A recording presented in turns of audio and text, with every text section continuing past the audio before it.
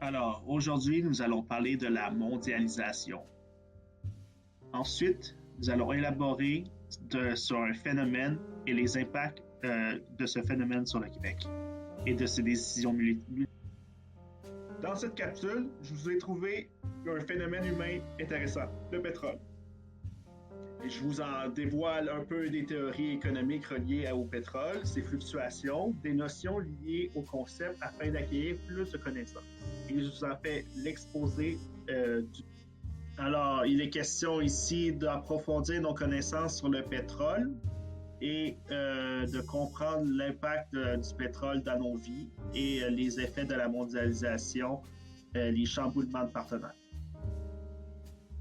Ici, je voulais surtout accorder l'importance à bien définir nos mots et aussi à bien élaborer sur les concepts qu'on veut expliquer de façon logique.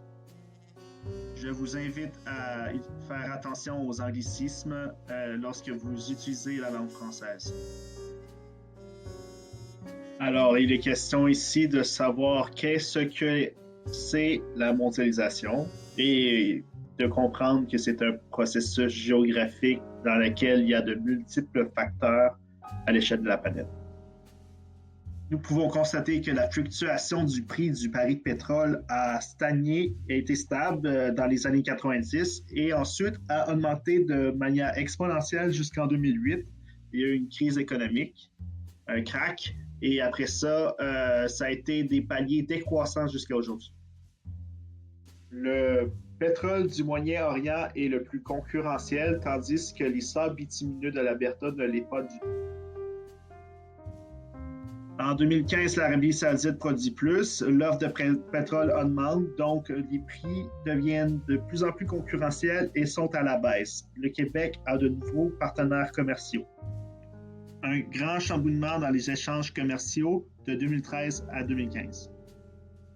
On peut faire un lien entre le prix du baril de pétrole, l'Algérie et pourquoi il exportait du pétrole au Québec avant 2013.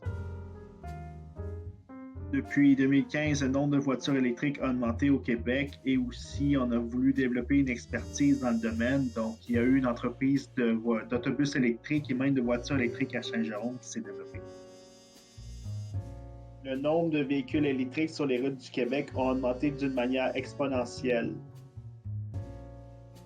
En conclusion, on peut comprendre que la fluctuation du prix du baril de pétrole a eu un impact sur la motivation à vouloir se libérer de la dépendance du pétrole et à chercher des alternatives viables.